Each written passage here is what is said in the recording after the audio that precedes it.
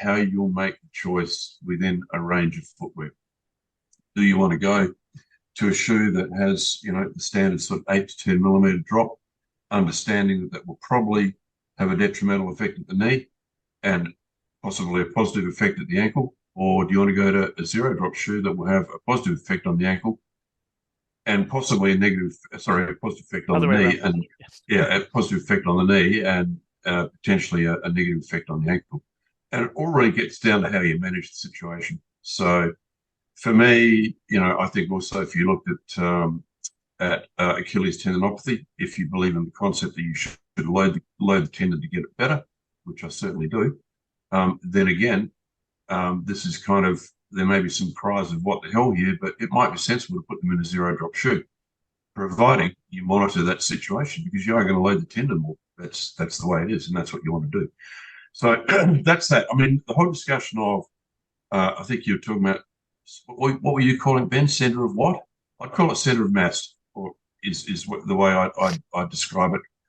That in itself is also, there are certain technical aspects to running that are important.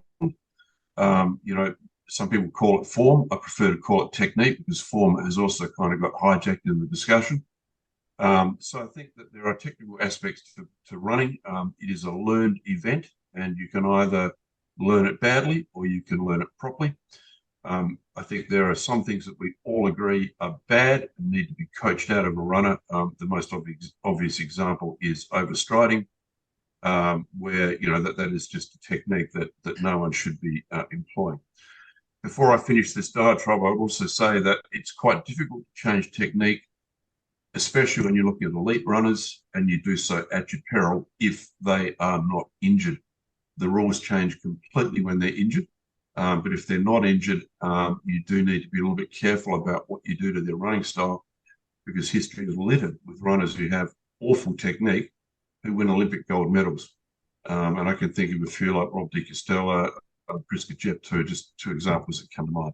So that would be my snapshot answer to that question. I hope that makes sense. Golden, do you have any thoughts? And since you were a big proponent of the zero drop, what was your initial rationale biomechanically for let's not get into the whole having enough room in the toe box area, but just Yep. on the fore aft aspect? Well, first off, Simon, we agree on so much. It's crazy. And I didn't know you were a fellow guitar player as well, so that's fun. You spotted my guitars. I did. Quite a few there.